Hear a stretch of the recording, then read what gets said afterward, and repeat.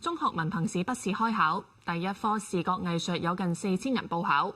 考評局話有大約90%考生用應用程式自行簽到。開考第一日，觀塘呢間中學嘅試場，有學生提早1個鐘頭7點幾就嚟到。第一課考嘛，好擔心，同埋VA 有好多嘢要帶啦，所以我要一早起身 check 過全部先可以安心咯。今屆係第2年要考生用手機應用程式報到易簽到，程式舊年曾經失靈，有考生話呢幾日自己做咗幾次測試。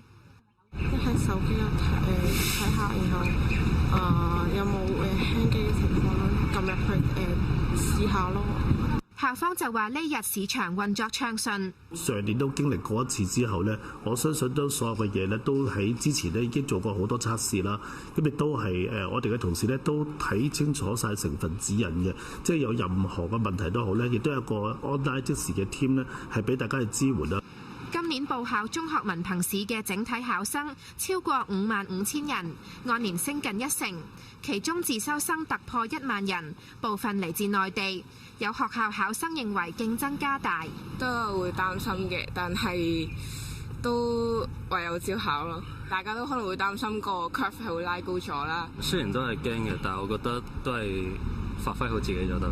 應該都係香港考生有優勢啲嘅，始終你對個考試制度會清楚啲啦。至於核心科目筆試，中文科會喺星期3開考，有近49000人報考，係近5年嚟嘅最多。無線電視記者魯卓敏報導。